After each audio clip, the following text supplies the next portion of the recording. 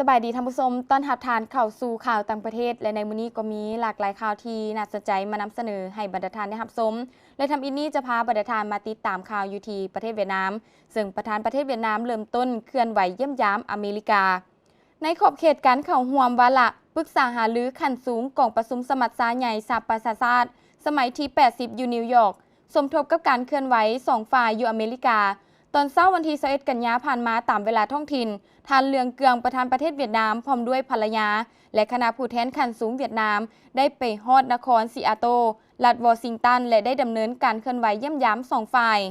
ท่านเลืองเกืองยืนยันว่าเวียดนามถืออเมริกาแม่นหนึ่งในบรรดาคู่ร่วมมือสำคัญแถวหน้า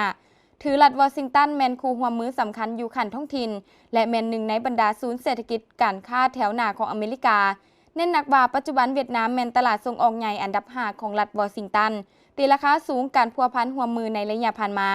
ได้นำมาซึ่งผลประโยชน์อันแท้จริงให้ทั้งสองฝ่ายและแสดงความปิติสมชื่นต่อผลการร่วมมืออันแท้จริงในโครงเขตการค้าการศึกษาการบินและพลังงาน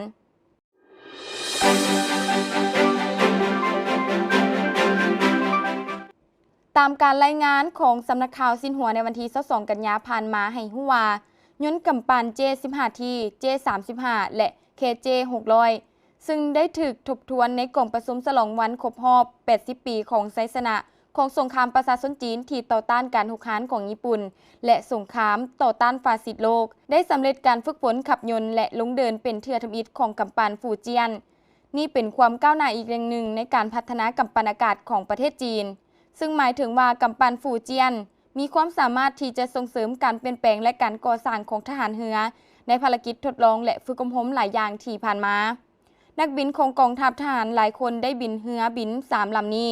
ได้บินขึ้นและลงเดินเรือฟูเจียนอย่างประสบผลสำเร็จยืนยันความสามารถในการปรับตัวที่ดีของระบบการบินอิเล็กทรอนิกส์และระบบกีดขวางที่พัฒนาขึ้นเองของประเทศจีนกับเรือบินที่อยู่ในกำปั้นหลายชนิดท่านผู้ชมและแน่นก็แม่นบรรดาข้อมูลข่าวสารเหตุการณ์ต่างๆที่เกิดขึ้นอยู่ต่างประเทศที่ทางข่าวต่างประเทศของพวกเราได้นำมาเสนอให้ท่านได้รับชมและซึ่งว่ามาฮอดนี้เวลาของทางข่าวต่างประเทศก็ได้หมดลงแล้วบรรดาท่านสามารถติดตามรับชมภาคข่าวของพวกเราย้อนหลังหรือเพิ่มเติมได้ที่ Facebook Page LATV